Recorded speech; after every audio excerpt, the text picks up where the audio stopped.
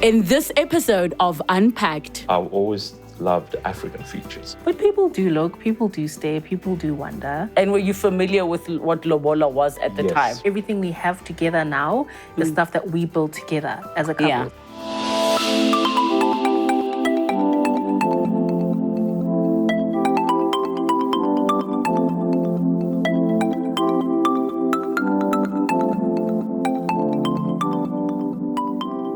South Africa is still a country where many turn their heads when they see an interracial couple, but even more so when the female is younger and black and the man is older and white. Let's unpack. Tommy Hartvig was born and raised by his parents in a small town in the southern parts of Sweden in Europe. His upbringing was simple and he grew up not exposed to many people of color. Entrepreneur Nthabiseng Hartvig was born in Davidson in the East Rand, where her successful father afforded them a comfortable life. From two completely different backgrounds with a big age gap between them, these two would meet in 2011. They have been inseparable ever since. This is their story. Let's unpack.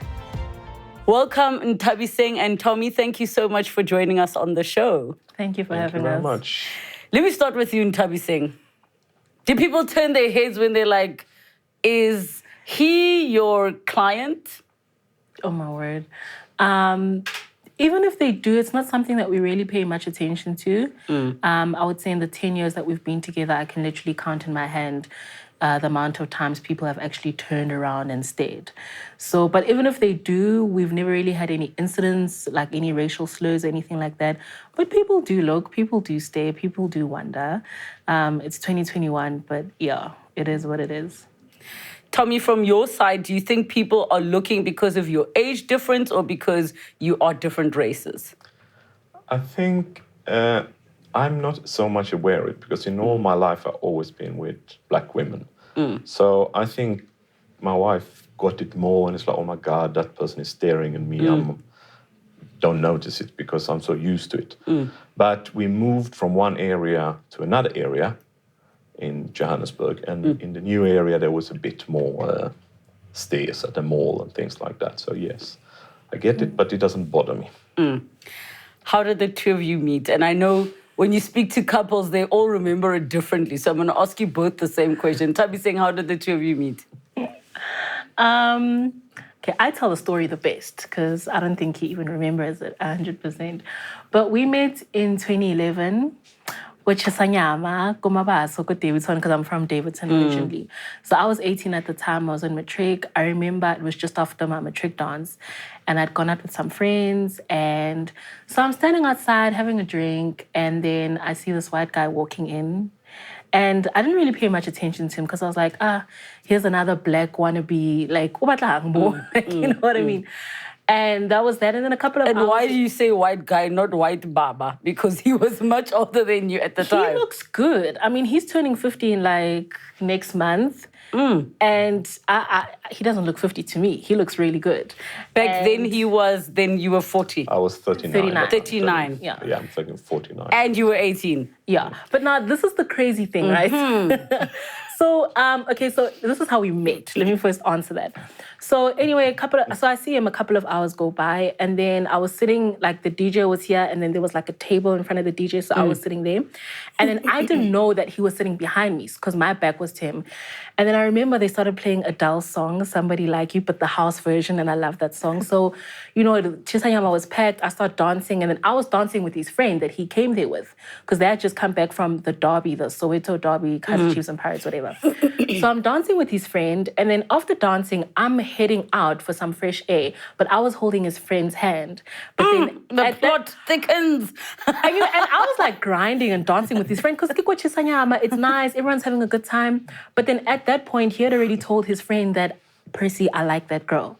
So, but I'm aware of everything. So as I'm walking out holding the friend's hand, the friend takes my hand and puts it in his hand. So as I'm trying to walk out, someone keeps on tugging me back. And then I look down and I see this white hand. I'm like, what the hell's going on? And literally we sat down And it was almost as though time stood still. And it was like this friend that I hadn't seen in like 10 years, and we were just catching up because I was like talking, and he was so it was crazy. It's like we forgot where we were. And we sat down and started talking, and then that's basically how we met. And then with regards to the age thing, it's actually quite funny. I remember we stepped outside to talk some more, and then he asked me, so he didn't really ask me how old I was, because I do look older because of my weight. He just asked, so what do you do? Yes. You know, because he's assuming I'm working. I'm like, oh no, I'm in school.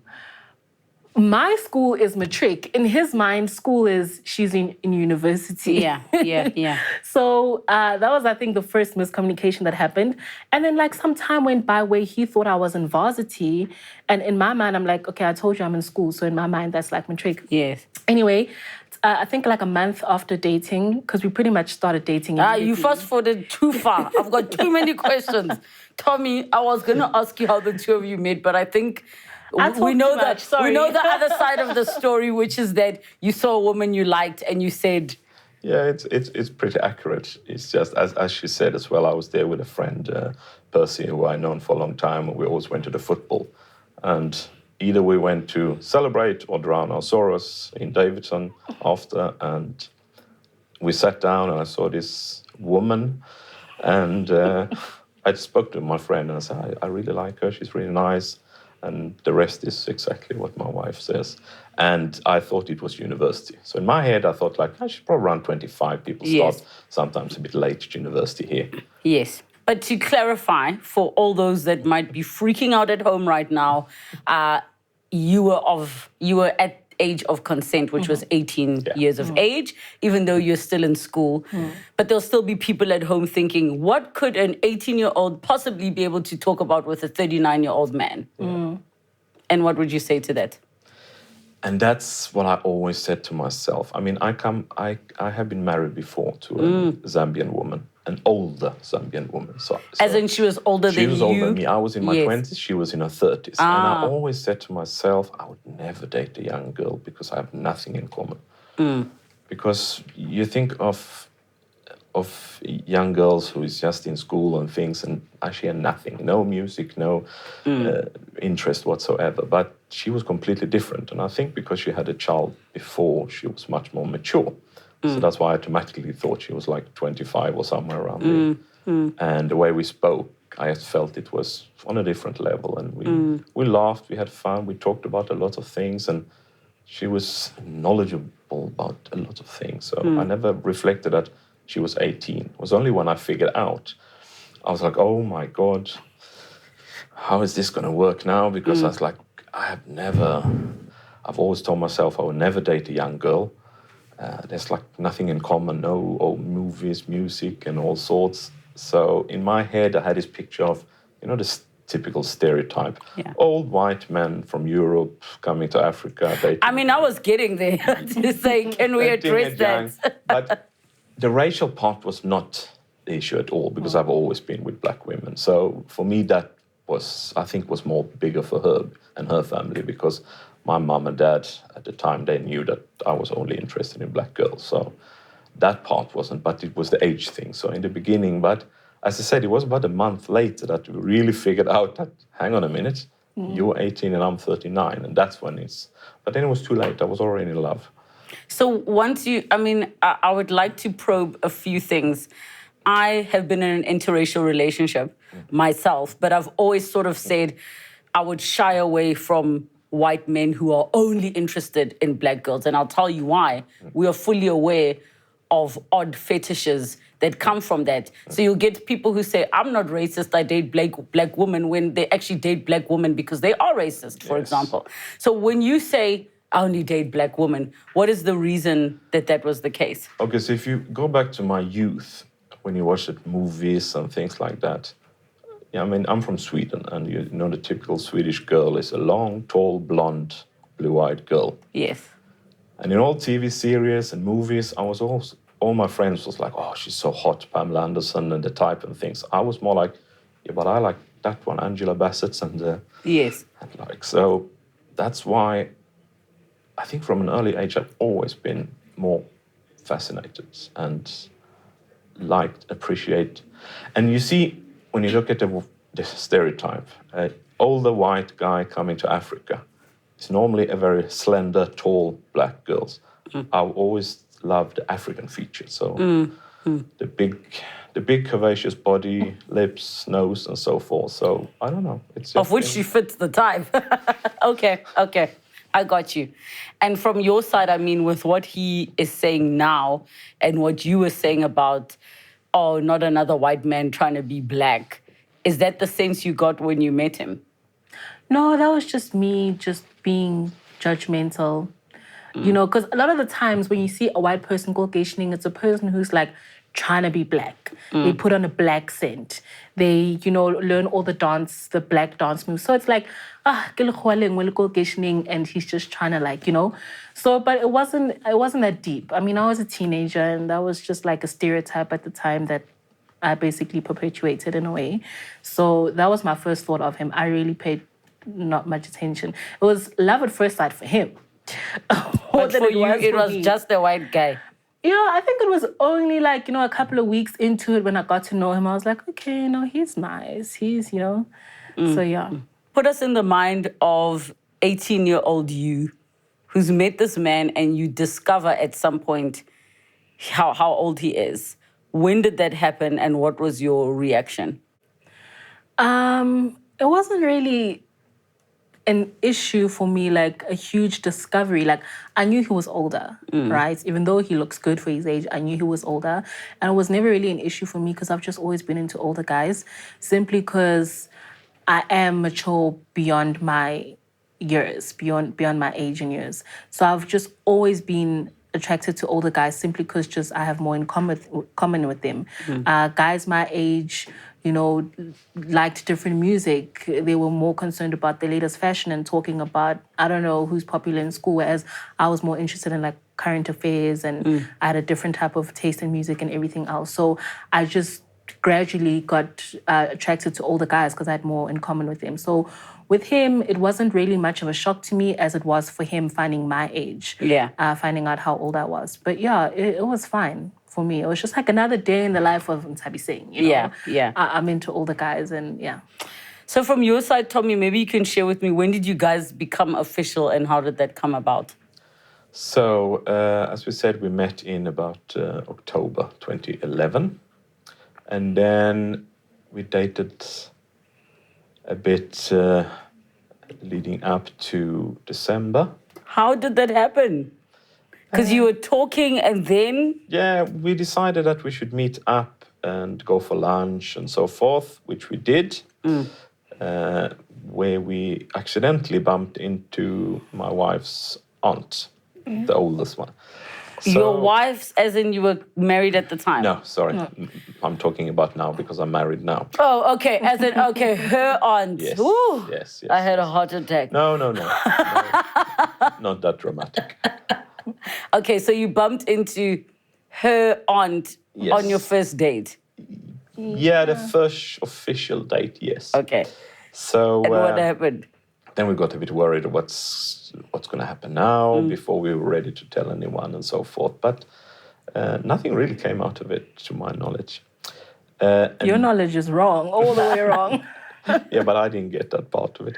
But then I think it was about Christmas, we took a bike trip together, motorbike trip to Mpumalanga. And then after that, her father was clocking on. It's like, what's going on here now? I need to meet this guy and see what's the intention is here. So that was pretty quick after. I think it was in January time. I met the father. And we had a very good talk. And I told my intentions because by then I was deeply in love. And I said, no, I want to at one stage marry your daughter.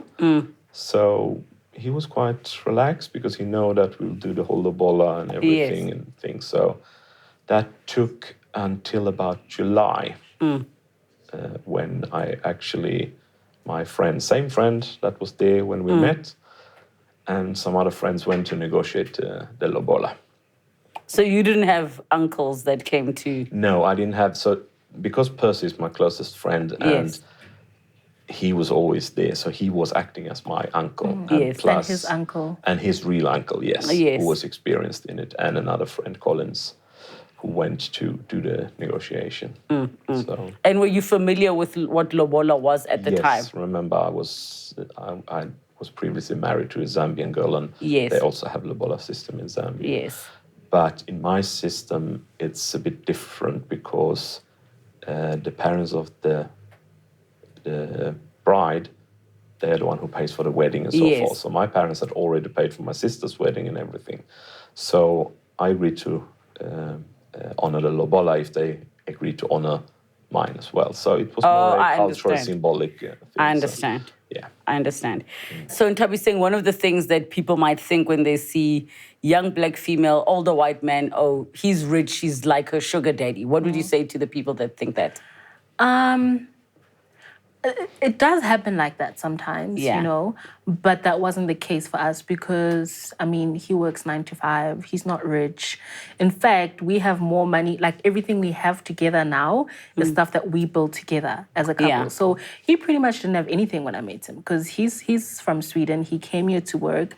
He wasn't owning any vehicles or properties or anything like that. But today we all own all of those things together. So in our case, that wasn't the situation. Yeah. But we're fine now. Okay. I love how you basically just said on TV, and for all to see that, listen, my man was poor when I met him, but I built him up. Not poor. He was just, you know, he was doing well for himself, but he wasn't rich. Yes. You know? Not like people would think. No, not at all. But today we're in a much better place financially and everything else. But it's literally everything we built together. Yes. I wasn't matric. I didn't have a job. Yes. You know, I had nothing. It took me like almost half a year to find a job. Yes. So he really carried us through as a family all that Yes. time when I was still finding my feet and my career and everything like that. So literally everything we have together is what we built together from scratch. Yes. Yeah. Did your family, though, have some idea in their minds that maybe you are bringing this moneyed man to come, I don't know, rescue us? You know, there's that perception that happens. It wasn't so much that from my family, but my mom was just, you know, my mom comes from an era where she just doesn't believe that a white person can genuinely love a black person. So for her, she was more concerned. She didn't really think this was a genuine relationship.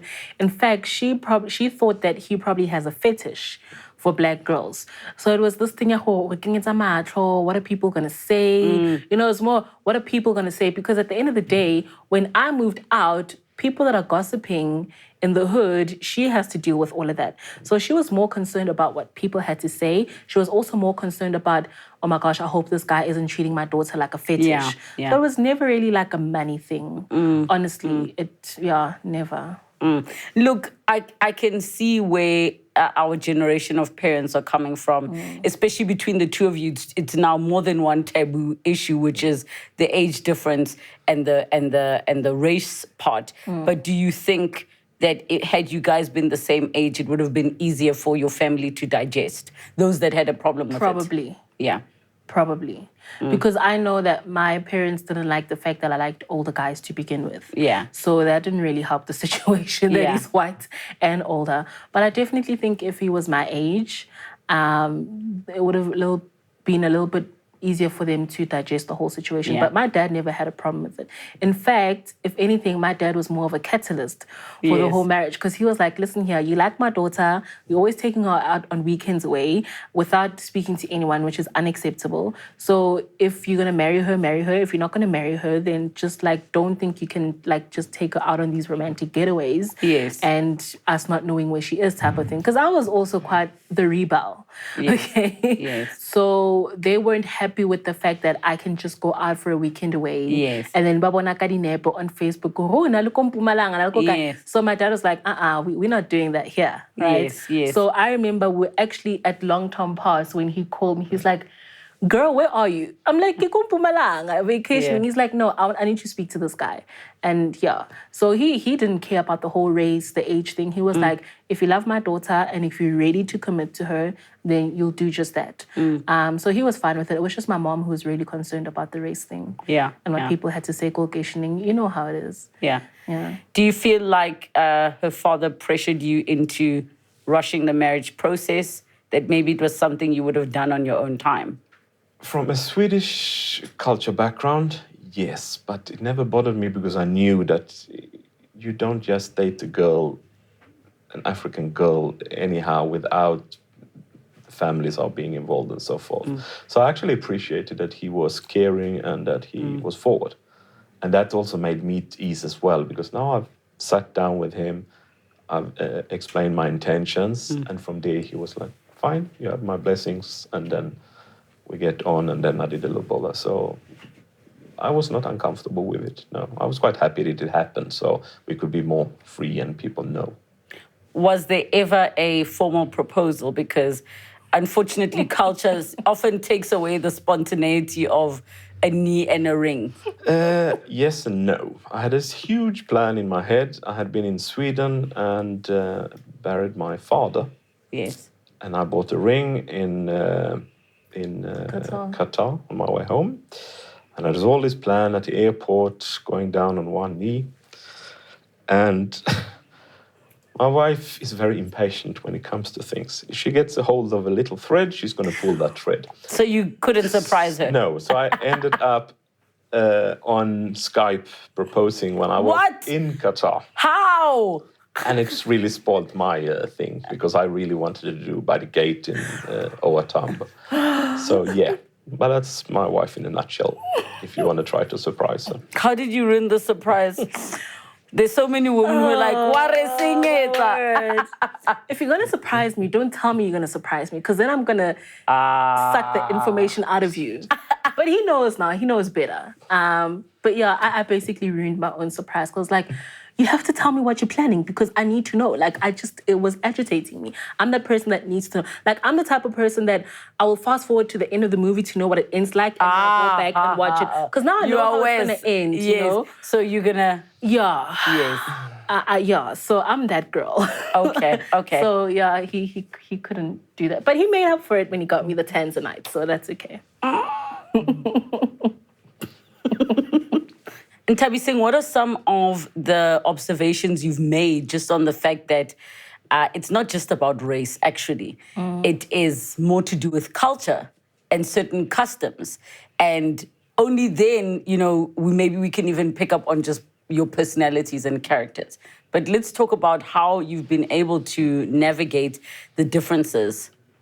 There are a lot of differences because he is Swedish. So I think a lot of the times people make this assumption that white people don't have culture, you know? Yeah. But he really has his own way culturally of doing things.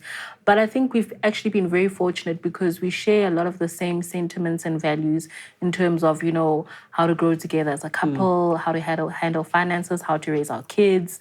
But the smaller unit things like black tax, he doesn't get it. You know, he's just like, those are your parents. You know, they should be taking care of you. Like, you shouldn't have to take care of other people. Like, why don't they get a job? Like, do you understand it now? Yeah. Not because she told you to understand. No, I mean, do you actually understand it? I do, and I was exposed to it before as well. But going back to the stereotype of rich white guy and so forth, my culture, I think it's different where in Europe you're from. Yeah. If you're from the southern part, Mediterranean, yes, that's a little bit more closer to the African culture where the man is taking care of the house and the home and everything. Yes. In the Scandinavian You're speaking countries, like, obviously, if we're talking your Italians who are more African, the family dynamics are more together. And the Swedish and the Nordic countries, we have very, very high equals right between women and men. So when it comes to finances and take care of the house and working, it's 50-50. But the general belief is that people from your part of the world are a lot more colder than we are as Africans. In the winter, we're very cold. In the summer, we go with the temperature. Yes, Swedish people are very open when it's hot. In the winter, they're just closed up and rushing around. But when it comes to culture-wise,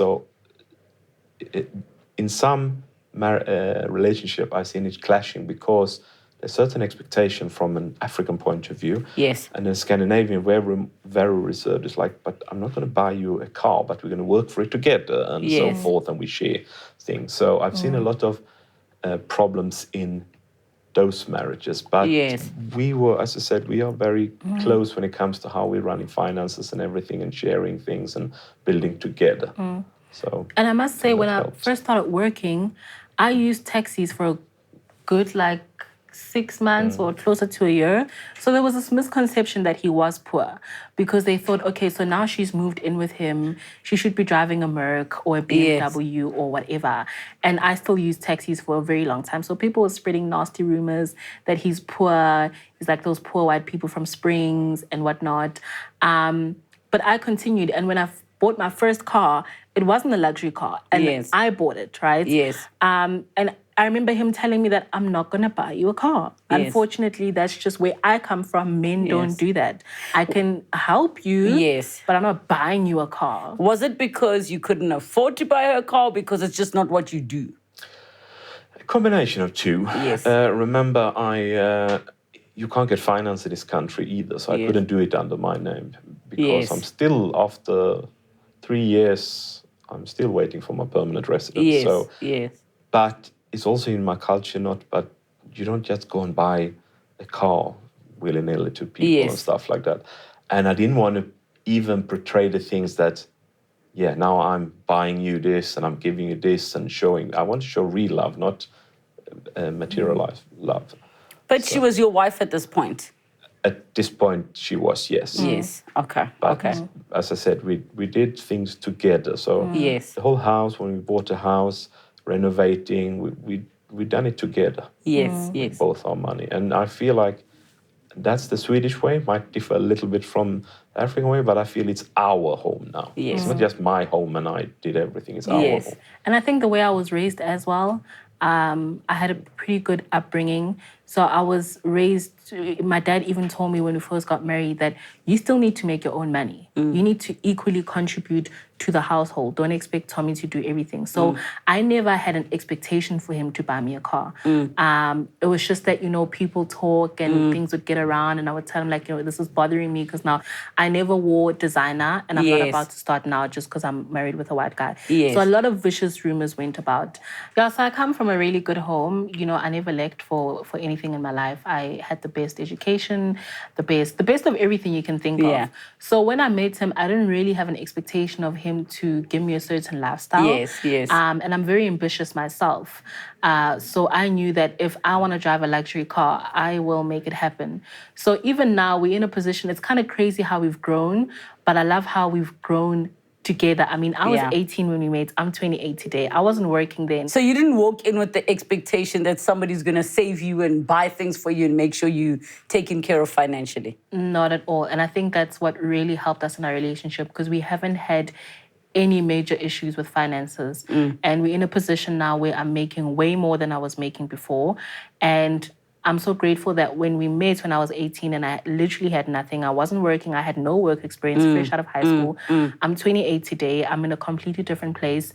And as much as I've grown, and yes, I met him when he was older, but he's also grown, but we've always grown together, So that's one thing I'm super, super grateful for. Because people grow apart, People start making money, they evolve in who they are and what they do, but we just constantly just get closer and closer and closer, so, yeah.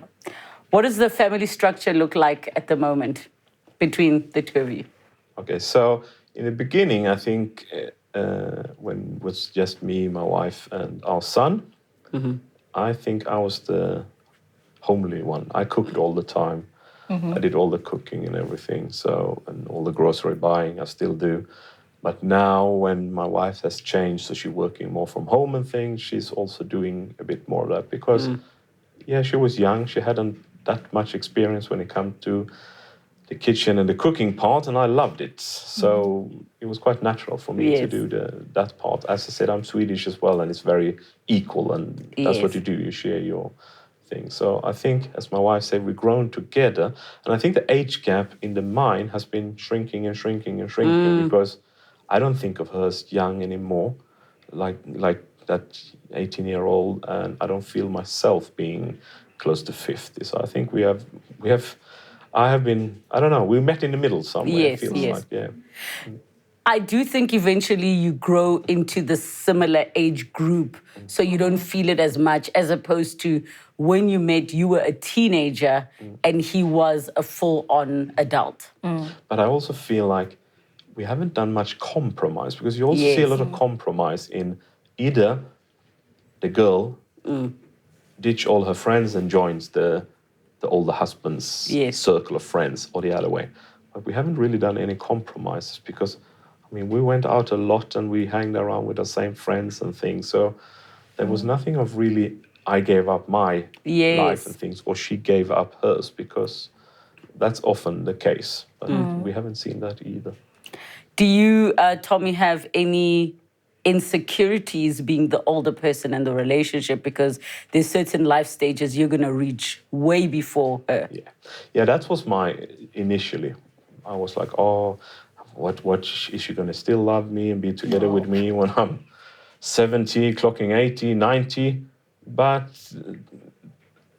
as the years have gone by, those thoughts have gone out my head, because I know she will be there, and we all, as I said, we've grown together as one unit. So, but I had those thoughts before, but not anymore. Just to confirm, it's a 21-year age gap. Yeah. Does it feel weird to hear that? It does, because it's not something that we talk about a lot. Yeah. It's like, it's the same thing with 10 years. Like, even this morning on our way here, I was like, damn, like, dude, it's been 10 years. Like, Yes. it does. So we don't Of being married or dating, Pretty much. being a couple? because I would say like 9 years married, 10 Yes. years together. Yes. Because we pretty much started dating almost immediately. Yes. And proceeded to do the whole Lobola thing. So, but it's literally been 10 years of us being together, inseparable, but it doesn't even feel like it. Yes. Like, I feel like it's been like, maybe, you know, when you're dating for like 2-3 years? Yes. Like in my mind, that's what it feels like. So it does feel a little bit weird when we hear people say 21-year-old gap. Yes. Because it's not something that comes up a lot in our everyday conversation. Yeah. I almost feel like maybe you'd be able to describe it as living in your bubble of the two of you. Yes. Those things are irrelevant. It's Yes. only when you're out in the world that society starts to tell Yeah. you certain things. No, we definitely live in our own little bubble, and I think it's actually been very protective. Yes. It's been super, super protective. We haven't had issues, as I said. I haven't had anyone telling us about the age difference to our faces. What they talk behind our back, I don't know. But that's just sticks and stones. So, and also the racial, we haven't had any. I think it's easier when you're European, when you're non-South African white, to date a black lady. Yes. I think in South Africa there's more stigma around it, and especially in the white community, that's a bit more crucial, but not so much for European. And my parents, they always knew that I would not end up with a Swedish girl, so we never had any issue there. Do you feel like you bear the harder part of the relationship and the dynamics that the world is not yet okay with? Yes, definitely. Definitely, I do. As much as I could say Black people are more accepting of an interracial relationship, but they also have a lot more to say about it. Yes. But again, even when we do get stares in public, when Black people stare, it's almost like out of admiration.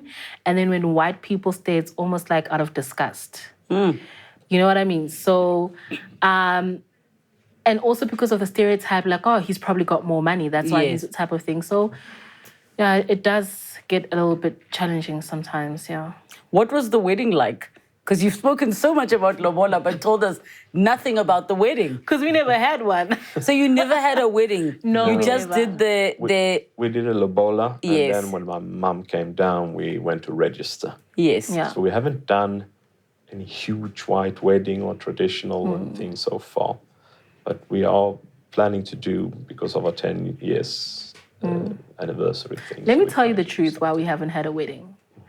I want to ride on an elephant on my wedding day. And that's a non-negotiable for me. And I'm not being extra, that's just me. Yes. And it's going to be super expensive. And I told them it's either we do it this way or not at we all. don't do it at all. So that's the real reason. And it's stupid, but that's another thing with the age gap. Like, yes, we have our differences and stuff, and I have my childlike ways, you know, about the whole elephant thing. And I still love Harry Potter, and I still love Finding Nemo. I watch it like all the time. I know word for it. But he meets me where I am, and when he's up there, I can meet him where he is. So as much as he would love to have a wedding, I also want elephants at my wedding, and it's going to happen. And now, finally, I'm in a financial position where I can make sure that happens. So, yeah, we were like, when we have our 10th anniversary, then we'll make a big hoo-ha about it. So we didn't want to do something for the sake of go fitisa and Yes. whatnot. No. Was the Lobola real cows or money? It was really money. Oh, real money, not real Yeah. cows. No, I mean, it's not feasible in the setup where if it was on the countryside and so forth, then probably cows, Yes. but it's not feasible. Yes. But what my wife said about movies, I think that's the biggest difference when it comes to the age. Music, not so much, but what we like to watch. Yes, yes, So yes. there is a difference in Yes. in the age group coming. All the soapy she likes and I don't Real like it also, Housewives. yeah. I see, I So see. I think that's the only time. Final thing that you'd like to share with viewers watching at home? You know, I live by this belief or this motto that 100 years from now, none of us are going to be here. Yeah. Right? So do whatever makes you happy. Do whatever, makes you sleep at night. Do you. The world will adjust. Yeah. So that's just literally how we've carried ourselves throughout our entire relationship. And we are literally the happiest I think we've ever been. And from your side, final words? No, it's true. I don't care so much what other people think. And if it feels right for you, then yes, do you. And as I said, friends will come and go. If the friends doesn't accept it, then they're not your friends. And family will come around. So do what feels right for you. And I guess in the end, love wins. Always. Of course, all the time. Love wins. Thank you so much, Tommy and Nthabiseng, for having this conversation with us. I know that we are just getting a sneak peek into your world. I'm sure there's so many gems you could be dropping for us just about love and having a relationship in general outside of the race dynamic and the age dynamic. But I appreciate you both being able to come to talk to us. Thank you. Thank you very much. Hashtag Unpacked with Relebogile. Do give us your comments and your thoughts. Does love win in the end, irrelevant of age, irrelevant of race? Is age just a number and is race just a color? I'd love to hear from you. Do chat to us. Thank you so much for joining us. Have a good night. Next time on Unpacked. He didn't steal anything. He was just there basically to assassinate my sister. She told me about this and I know who did this. We got a call from the police telling us that he fell from the 6th floor.